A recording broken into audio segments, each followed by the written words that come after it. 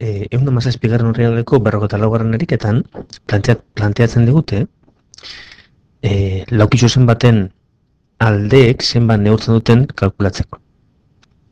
Datuak dira. Lauki zuzen horren diagonalak 10 zentimetro neurtzen dituela, eta oinarria altuera baino 2 zentimetro handiagoa dela.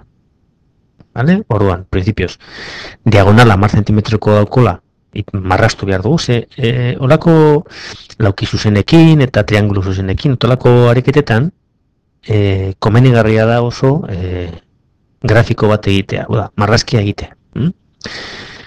Beti errespetatuz, planteamenduan agertzen dira zen baldintzak. Neoite esan, oinarria handiago izan behar bada, altuera baino, guk egin dugun errektanguluan oinarria handiago izan behar. Vale? Bueno, horren, datuak, jakinda, aldeen neurriak kalkulatu behar ditugula, alde biak, oinarria eta altuera, azten gara planteatzen datuak. Alde batetik diagonala, marratuko du 10 zentimetrokoa dela, eta altuera baino oinarria 2 zentimetro handiagoa dela. Bai? Beraz, altuerari dituko diagulo x, eta oinarriari izango da x gehioi. Eta, hemen, diagonala izango da 10 zentimetrokoa.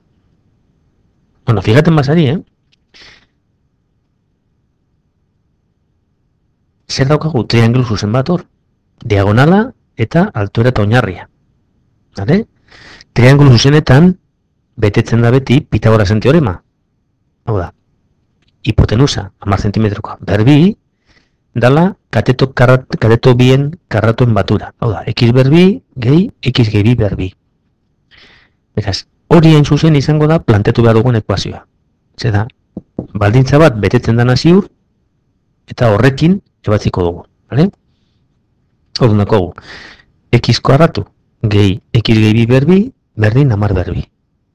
Garatzen dugu hau, gogoratu hau biderkadura berezia dela, lehenengoa berbi, gehi bigarrena berbi, gehi bi aldiz a bider be, gehi, x karratu gehi lau, x gehi lau, batzen ditugu, eta alde batera pasata dana, bi x kuadro, gehi lau x ken, largo eta masei. Gogoratu, ekuazioetan, eta bakarrik ekuazioetan, alde biak, alditugula bitertu osatitu, komeniz egun moduan. Eta kasu honetan, simplifikatzeko zenbakiak, 56 nahiko handia dalako, eta danak bikoitea direnez, ekuazio osoa alde biak alditugu zatitu zati bi. Eta garatzen zaigu, x kuadro gehi bi x ken 48 berdin 0. Ekuazio honetan, agertzen direnez, gai guztiak, x berbi gehi b x gehi c, orduan formula aplikatu behar dugu. Gogoratu formula, minus b, plus minus, b karratu, ken lau edera bider c, zati bia. Kasu honetan geratzen da holanik. Eta soluzio posibleak urtetzen dira 6 eta minus 8. Kau, minus 8 dago ezin dela izan.